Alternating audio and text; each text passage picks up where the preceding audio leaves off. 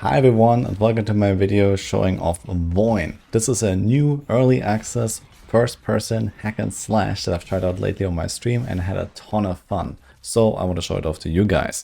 This is a super indie game made by literally one guy, and man, he has done a really good job on this. This game is not even finished yet, so this is just like a big major update they've just launched. And there is a lot more to come, but it already feels amazing and super fun to play.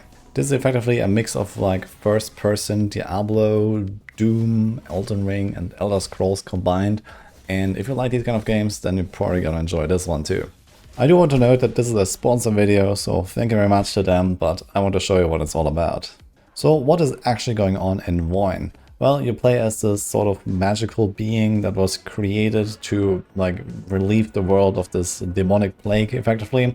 I haven't really seen too much of the story yet. You don't actually interact with a lot of NPCs, but there is like little tidbits here and there which makes it kind of interesting, and otherwise you are kind of on your own exploring these insanely large open levels and finding loot as you go.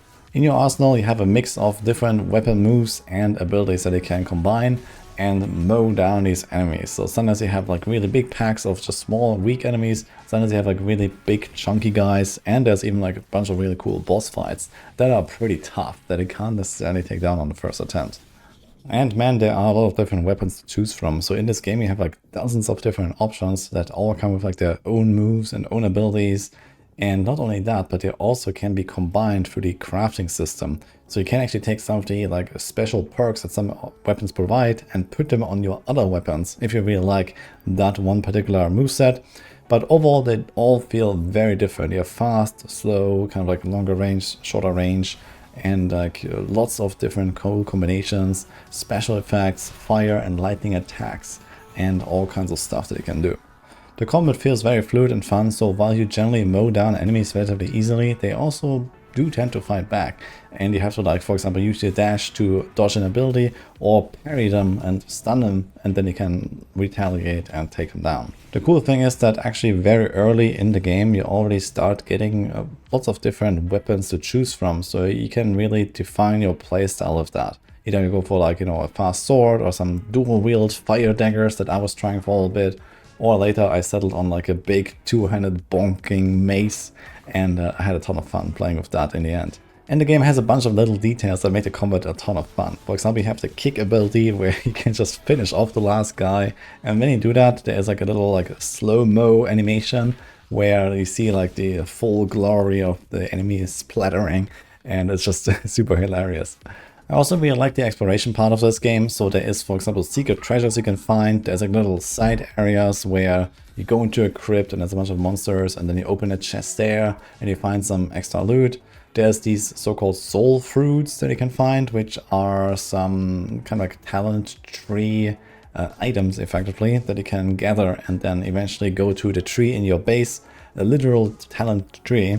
And you can like attach it to that, and then you get like a permanent perk for that, for example, which is also a very cool twist. And in general, the game seems to offer a lot of different options with how you approach it, which weapons you use, what extra perks you put on them, what items you're wearing, even like how your defenses work, for example. So you can, for example, make like a no-hit run if you want, where you get some extra perks from just never taking any damage, for example. Or you can try to, like, you know, add in a bit of extra regen, extra healing from life leech, or some sort of like shield mechanic as well. So depending on how you play the game and how you want to make your character, you can actually have a lot of different outcomes in how you approach it.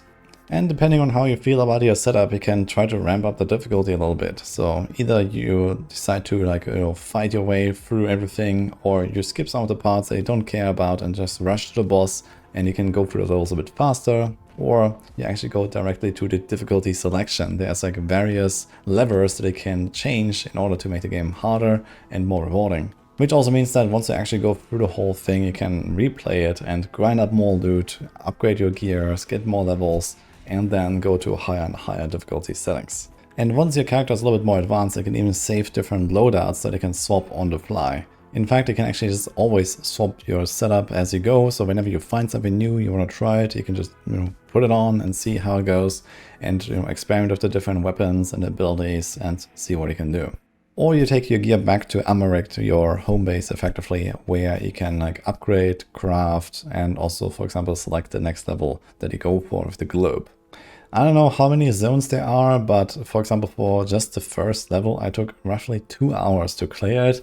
Obviously, that was with like learning the game a little bit and all that stuff, and I was experimenting a lot. And you can definitely spend a lot of time exploring all the little corners, trying to find the secret treasures, trying to find new weapons, and a lot of stuff that you can go for. Or you can rush through it, and if you just want to traverse it, it goes much faster. But the cool part is you can basically go anywhere, so everything you see, you can go there. There's no fall damage. You can like basically move and almost fly around with your dashes, and it's just kind of like go vertically even through those levels, going up and down, and you know, flying kind of like across the area, which makes exploration very fun. And you can even TP directly back to your home base by just looking at the sky and calling for the portal. Or you can also TP around the area that you are in by activating those sky nodes, and those allow you a bit like waypoints to move like between different areas.